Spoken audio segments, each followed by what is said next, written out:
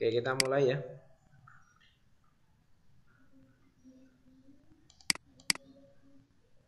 Kita mulai. Bismillahirrahmanirrahim. Assalamualaikum warahmatullahi wabarakatuh. Selamat pagi, salam sejahtera. Waalaikumsalam warahmatullahi wabarakatuh. Ya. Terima kasih sudah gabung di meeting hari ini, pembelajaran sejarah kelas 10. Nah, hari ini kita akan membahas tentang satu kerajaan. Kita meneruskan dari materi yang kemarin, yaitu hari ini kita akan meneruskan kerajaan Singasari. Nah, materinya sudah saya siapkan di Google Classroom kalian. Jadi nanti tinggal kalian buka saja materinya di Google Classroom. Ya, nanti bisa sambil menulis. Oke.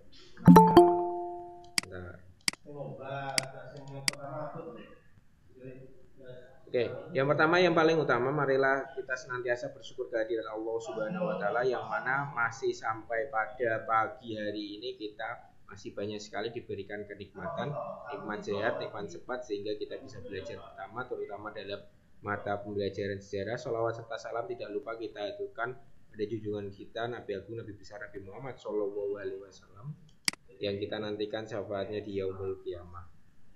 Allahumma amin. Oke. Yang pertama adalah kegiatan motivasi. Jadi manusia itu sebenarnya tidak bisa mencerna kata jangan. Ya. Manusia itu tidak bisa mencerna kata negatif.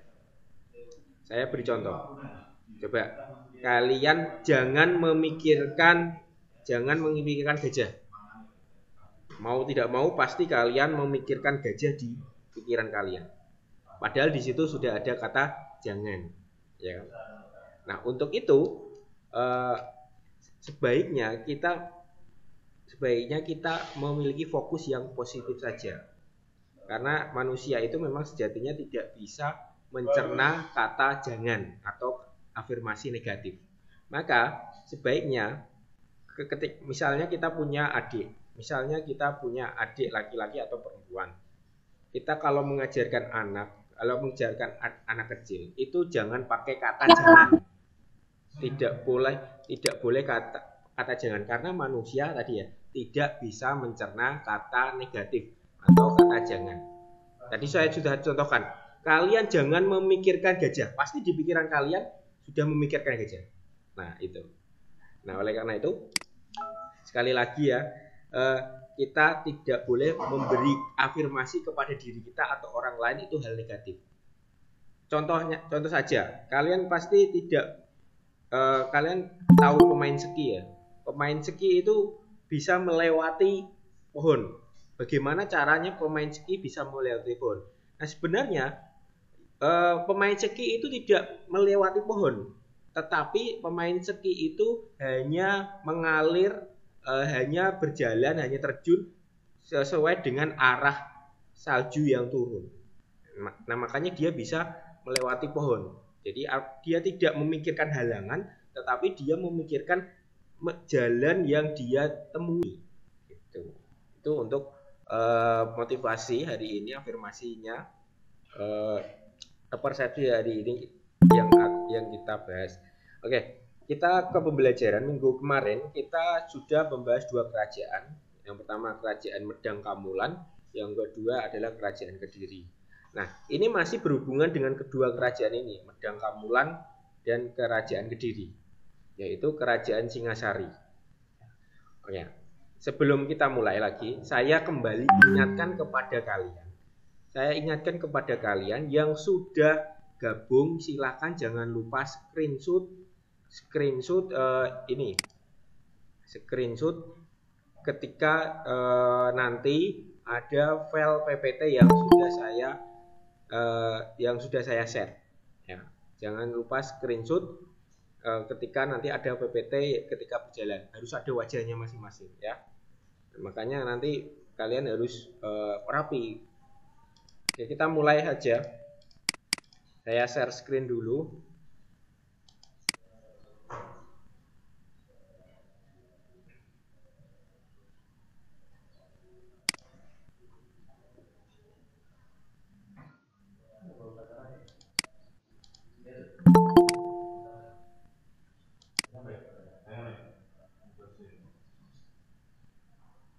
Oke, kelihatan ya screen-nya ya. Nah, ini materi kita hari ini yaitu Kerajaan Singasari. Ini materi pada KD 3.6 kita masih di bulan ini masih membahas tentang kerajaan Hindu-Buddha, termasuk di dalamnya adalah Kerajaan Singasari. Tujuan pembelajarannya, setelah kalian belajar materi ini, kalian diharapkan bisa mendeskripsikan perkembangan Kerajaan Singasari. Kemudian yang kedua, mengidentifikasi faktor-faktor yang mendorong perkembangan Kerajaan Singasari.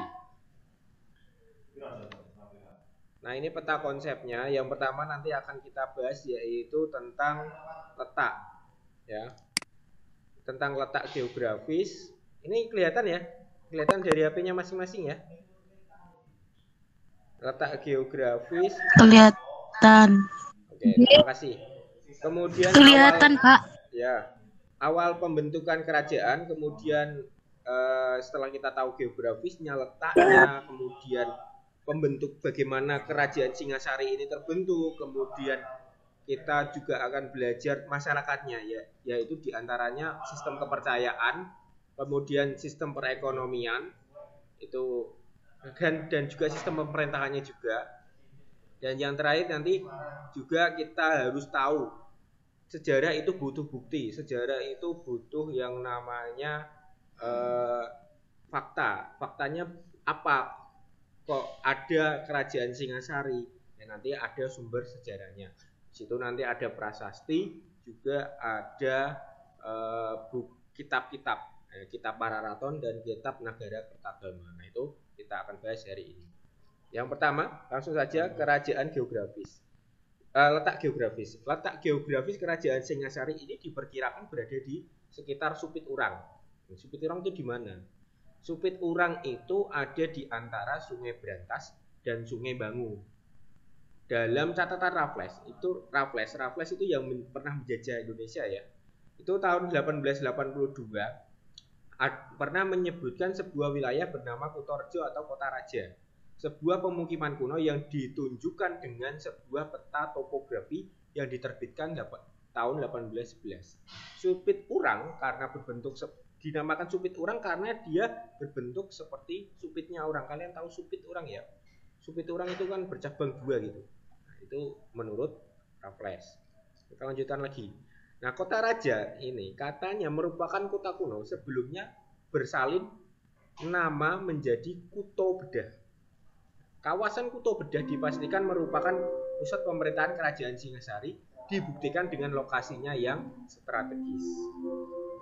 Secara alamiah, katanya Kota Raja berfungsi sebagai benteng sekaligus pusat pemerintahan, jejak bekas pemukiman kuno dan pusat pemerintahan juga ditemukan bekas parit reruntuhan bata kuno.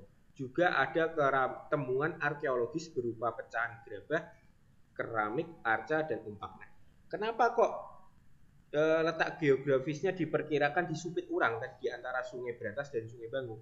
Nah, karena di situ diperkirakan ditemukan bekas parit dan reruntuhan bata kuno. Jadi tidak sejarawan itu atau arkeologis itu tidak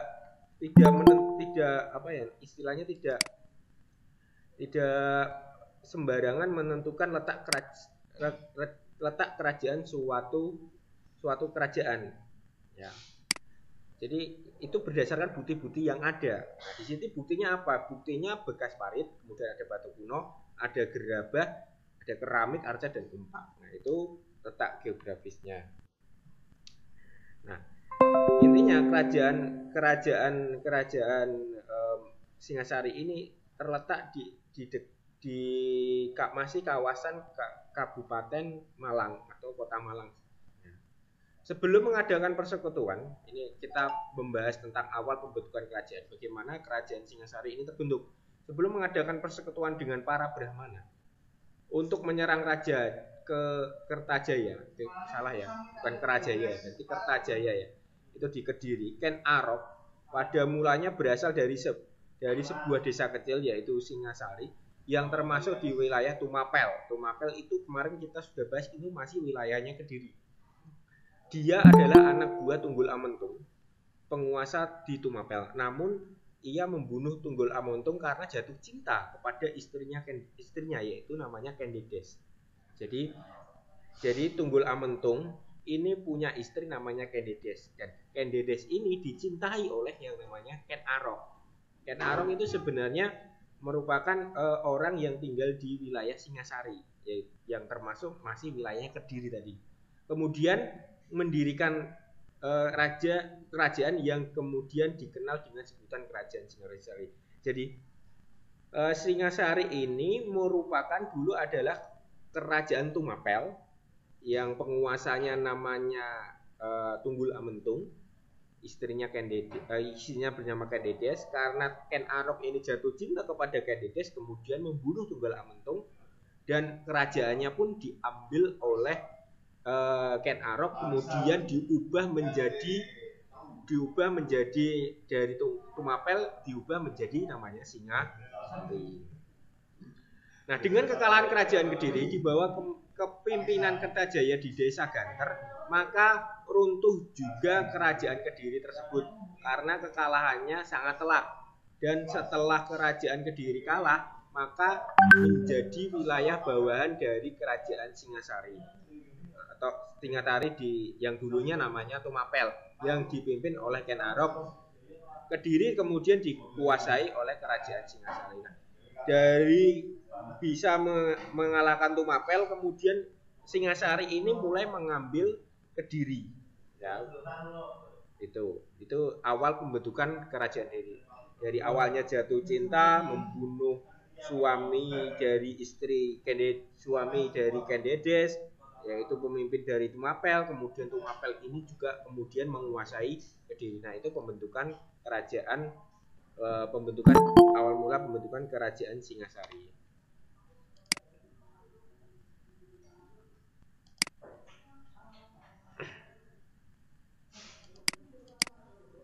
Kita lanjutkan lagi. Nah, setelah kerajaannya terbentuk, kita pelajari juga bagaimana masyarakat Singasari ini. Jadi kita belajar dulu tentang sistem kepercayaannya. Di dalam keagamaan pasti ada masa kerajaan yang terjadi sekratisme antara agama Hindu dan Buddha, dan melahirkan agama Siwa Buddha. Pemimpinnya diberi jabatan Dharma Dyaksa. Jadi berbeda dengan kerajaan-kerajaan yang lain ya. Jadi kerajaan Singasari ini memiliki agama yang sinkretisme. Apa itu sinkretisme tadi? Sinkretisme adalah perpaduan dua agama menjadi agama yang baru. Nah, di sini sistem kepercayaan antara agama Hindu dan agama Buddha ini disinkretisme menjadi agama yang baru yang namanya agama Siwa Buddha tadi. Nah, kita tahu agama Hindu atau Buddha itu kan memiliki pemimpin, namanya kan pendeta. Nah, ketika agama ini baru namanya adalah Dharma Dyaksa. Sedangkan Kartanegara menganut agama Buddha Mahayana dengan menjalankan upacara keagamaan secara pesta pora sampai mabuk untuk mencapai kesempurnaan. Dalam hal ini Kartanegara menyebut dirinya adalah Cangkandara, pimpinan dari semua agama. Nah, kita lanjutkan lagi. Itu sistem peragamaannya tadi ya, yang sinkretisme. Kemudian ini kita beralih ke sistem perekonomian. Nah, sistem perekonomian ini kalian sudah lihat di situ ya. Sistem perekonomian kerajaan Singasari itu diantaranya ada perdagangan dan pertanian. Dengan disebutnya alat angkut, pedati, dan perahu, dapatlah disimpulkan bahwa perdagangan antar desa cukup ramai. Apalagi di wilayah Singasari terdapat dua sungai besar, Bengawan Solo dan Kali Brantas, yang dimanfaatkan untuk mengairi lahan pertanian dan lalu lintas perdagangan air. Perdagangan mulai mendapatkan perhatian cukup besar semasa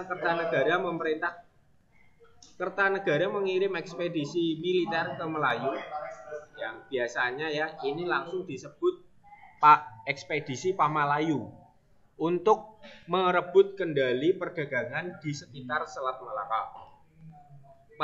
Pada masa ini memang Selat Malaka itu merupakan jalur sutra yang dilalui oleh para pedagang asing. Jadi dalam sistem perdagangan kerajaan Singasari, Singasari melakukan ekspedisi yang namanya ekspedisi Melayu. Tujuannya apa? Tujuannya untuk merebut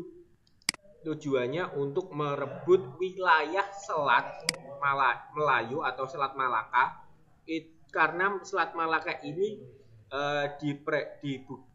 karena Selat Malaka ini merupakan selat yang sangat ramai perdagangan atau jalur sutra kalau orang menyebutnya dulu. Ya. Oke.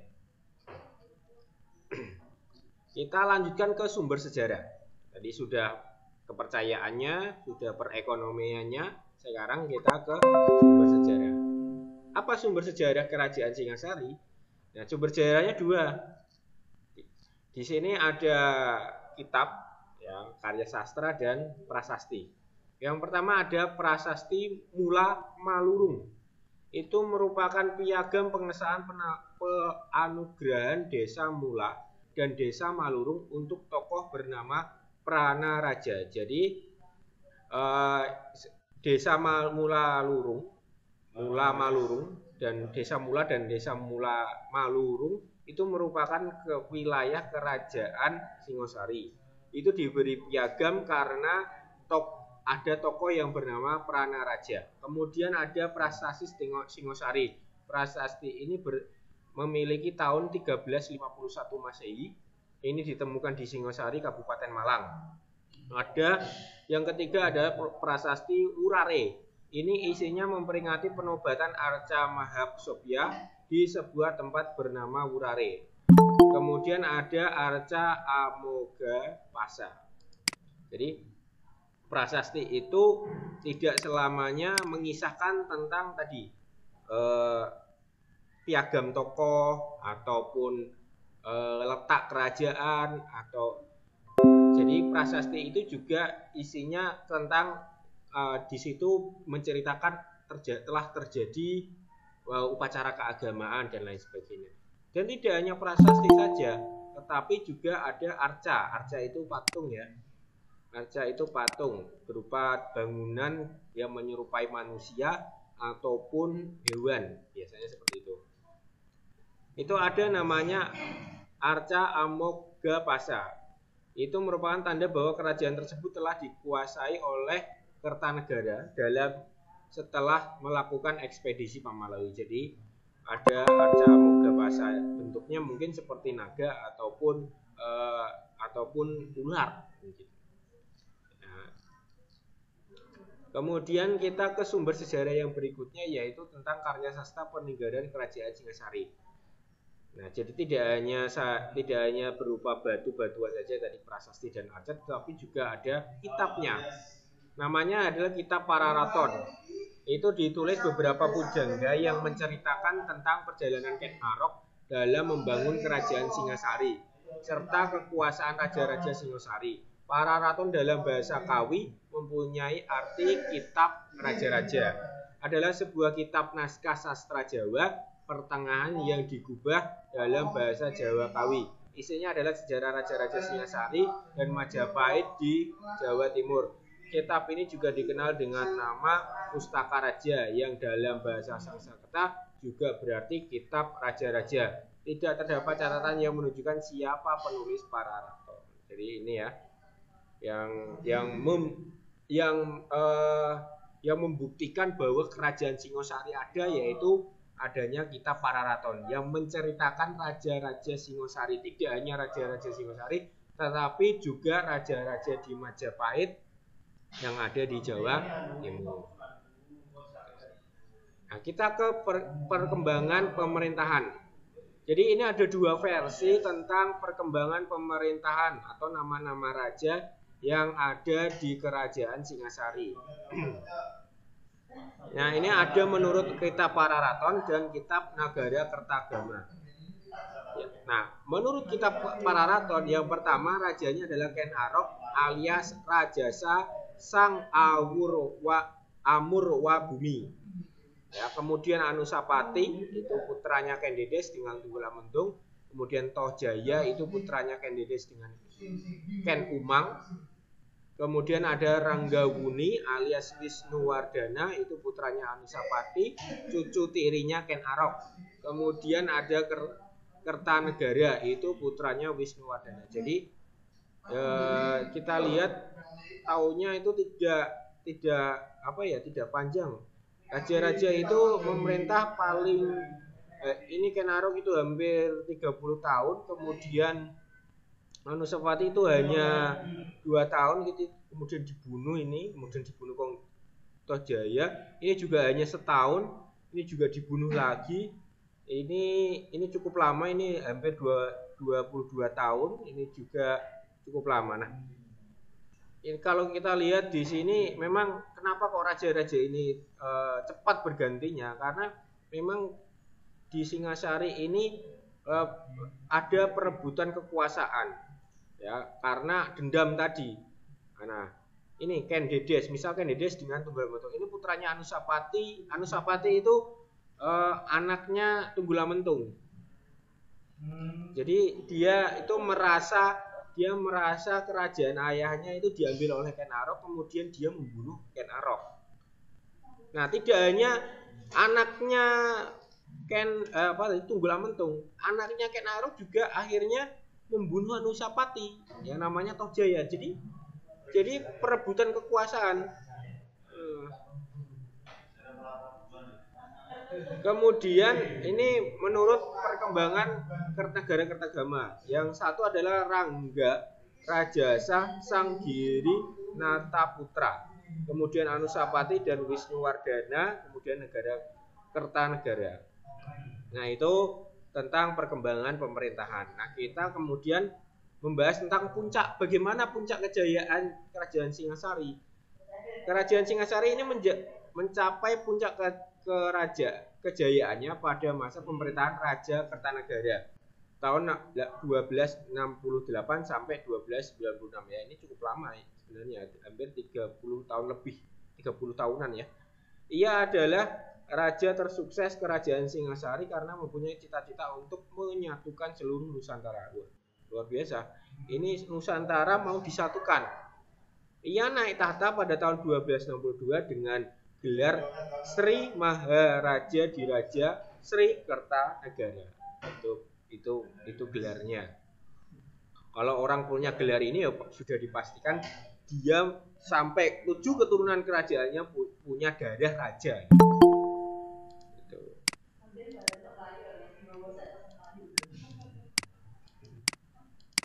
Oke, terima kasih ya, ini sudah banyak sekali yang bergabung, hampir 22 lebih. Ini 20 berapa ini? Kita lanjutkan lagi. Nah, apa yang dilakukan Kertanegara sehingga kerajaannya ini bisa menjadi jaya? Nah, ini yang dilakukan Kertanegara. Satu, mengganti pejabat-pejabat yang tua dengan pejabat yang baru, tentunya yang lebih muda. Kemudian yang kedua adalah menggalang kerjasama atau persekutuan dengan kerajaan lain. Kemudian yang ketiga melakukan ekspedisi Pamalayu 1275 sampai 1286 untuk menguasai kerajaan serta untuk melemahkan posisi kerajaan Sriwijaya di Selat Malaka. Kemudian ada menguasai Selat Bali, menguasai Bali. Kemudian menguasai Jawa Barat, kemudian menguasai Pahang dan Tanjung Pura, Kalimantan. Jadi di tangan Kertajaya, Singosari sangat maju dengan langkah-langkah, dengan kebijakan-kebijakan yang dilaksanakan sampai menguasai Bali, menguasai Selat Malaka. Walaupun di situ ada kerajaan besar juga yaitu bernama Sriwijaya, kemudian menguasai Jawa Barat, kemudian sampai menguasai Kalimantan. Kita yang terakhir ini adalah masa kemunduran Kerajaan Singasari. Ya.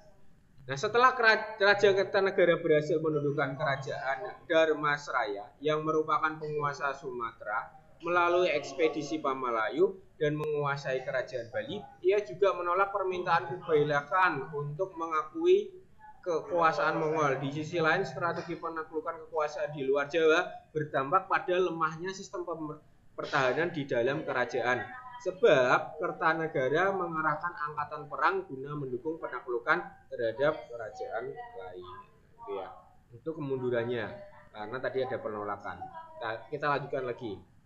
Akibatnya ketika terjadinya pemberontakan oleh Bupati Gelang-Gelang, yaitu Jaya Katwang, Kerajaan Singasari tidak lagi memiliki kekuatan pertahanan. Jaya Katwang yang merupakan sepupu ipar sekaligus besan dari Kertanegara berhasil mengalahkan Kerajaan Singasari dan Kertanegara pun terbunuh. Jaya Katwang kemudian memindahkan kerajaan tersebut menjadi kerajaan baru di Kediri. Bersama itu pula Kerajaan Singasari pun usai tahun 1292. Nah, itu ada pengkhianatan di dalam kerajaan. Yang berniat siapa? Yang berniat adalah Jaya Katwang. Jaya Katwang itu sebenarnya adalah sepupu sekaligus ipar sekaligus besan dari Kertanegara. Besannya sendiri yang menjatuhkan kerajaannya, itu loh. Ya, yang namanya iri, yang namanya tidak suka dengan harta orang lain. Nah, ini jika sesuatu didapatkan tidak dengan hal yang baik, maka dia akan lepasnya juga dengan hal yang tidak baik. Terbukti ini ada di Kerajaan Singasari. Nah, itu untuk materi kita hari ini.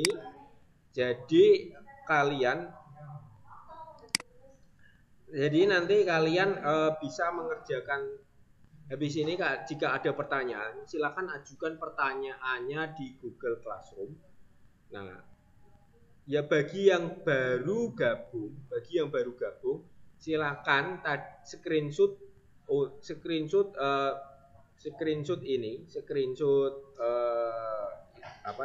sebelum meninggalkan ya. Sebelum nanti kita akhiri, screenshot meeting ini untuk bukti presensi. Nanti bukti screenshotnya harus ada wajah kalian, kemudian kalian kirim ke grup Sejarah Indonesia kelas 10. Nah, kemudian kalian juga jangan lupa mengerjakan latihan soal di Google Classroom. Di situ sudah ada presensinya juga. Oke ya. Saya rasa cukup hari ini untuk materi Kerajaan Singasari. Nanti pertanyaannya bisa kalian ajukan di WhatsApp group ataupun di Google Classroom, di komentar tugas hari ini. Ada yang ditanyakan? Saya rasa cukup jelas. Yang belum screenshot, silakan screenshot dulu. Untuk dikirim ke grup Sejarah Indonesia kelas 10. Gitu ya, Mas, Mbak. Oke. Intinya, kesimpulannya kita pada pagi hari ini yaitu apa? Yaitu ketika kita menginginkan sesuatu, maka berjuanglah. Jangan menggunakan cara-cara yang dihalalkan.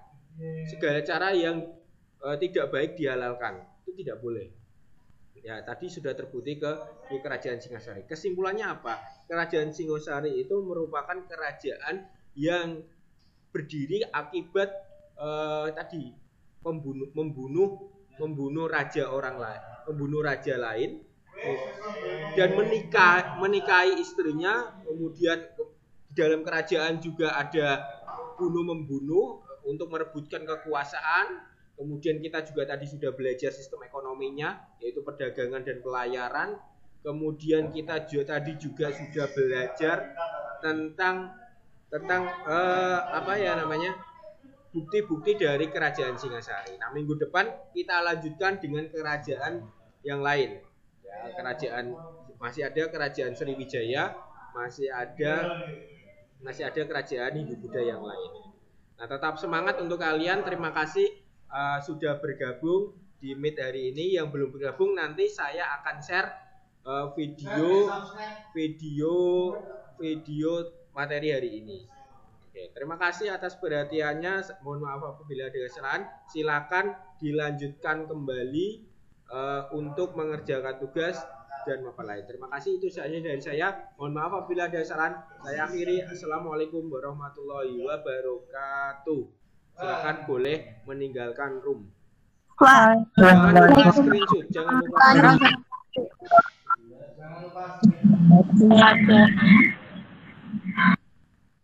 Selamat, yes. Silakan boleh meninggalkan room.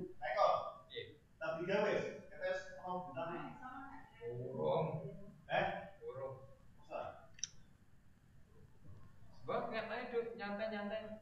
Bang Novi nyantai. Saya tidak berniat untuk mengikuti tahap 3.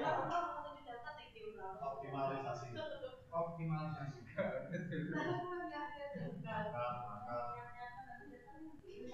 SMP kan apa? Optimalisasi. Akeh Gus, Wah, kelas pura.